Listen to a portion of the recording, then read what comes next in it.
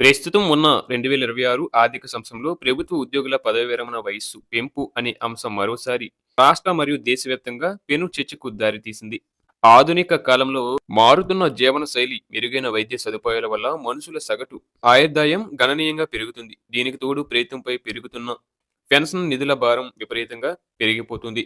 ఈ నేపథ్యంలో ఈ అంశం ఇప్పుడు విధాన నిర్ణేతలు, ప్రభుత్వ ఉద్యోగులు మరియు న్యాయస్థానాల దృష్టిని బలంగా ఆకర్షిస్తుంది.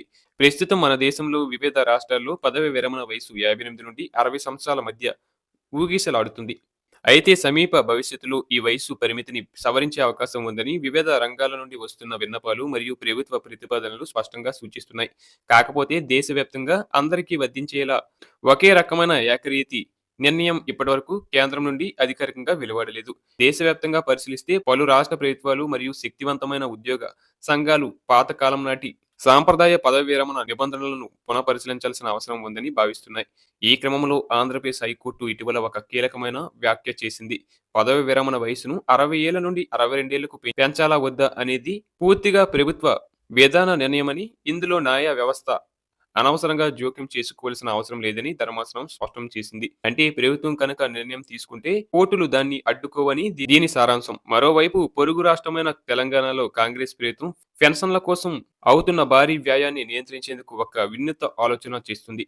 రాష్ట్ర ఉద్యోగుల పదవి విరమణ వయసును ప్రస్తుతం ఉన్న 61 ఏళ్ల నుంచి ఏకంగా 64 ఏళ్లకు లేదా 65 సంవత్సరాలకు పెంచే అంశాన్ని పరిశీలిస్తున్నట్లు వార్తలు వస్తున్నాయి. తెలంగాణ అయితే దీనిపై నిరుద్యోగ యువత నుండి వ్యతిరేకత వచ్చే అవకాశం ఉన్నందున ప్రభుత్వం ఇంకా ఎటువంటి తుది నిర్ణయం తీసుకోకుండా జాగ్రత్త పడుతుంది. జాతీయ స్థాయిలో కూడా కార్మికులు మరియు ఉద్యోగుల పని కాలాన్ని పొడిగించాలనే అంశంపై మేధావి వర్గాల్లో విస్తృతమైన చర్చ జరుగుతుంది. ప్రస్తుతం కేంద్ర ప్రభుత్వ ఉద్యోగులకు ప్రామాణిక పదవి విరమణ వయసు 60 ఏళ్లుగా ఉన్నప్పటికీ మారుతున్న ఆర్థిక సమీకరణల దృష్ట్యా దీన్ని 62 లేదా అంతకంటే ఎక్కువకు పెంచితే బాగుంటుందని నీతి ఆయోగ్ వంటి సంస్థలు కూడా చర్చిస్తున్నాయి. ఒక ఉద్యోగి ఆరోగ్యంగా ఉండి దీర్ఘకాలం పని చేయగలిగినప్పుడు ఆ అనుభవాన్ని వాడుకోవడం ద్వారా ప్రభుత్వానికి పెన్షన్ చెల్లింపుల భారం కొంతకాలం వాయిదా పడుతుంది. దీనివల్ల ప్రభుత్వ ఖజానాపై తక్షణ ఒత్తిడి తగ్గుతుందని ఆర్థిక నిపుణులు విశ్లేషిస్తున్నారు. అయితే పదవి విరమణ వయసు పెంపు ప్రభావం కేవలం పెన్షన్ ఖర్చులకే పరిమితం కాదు.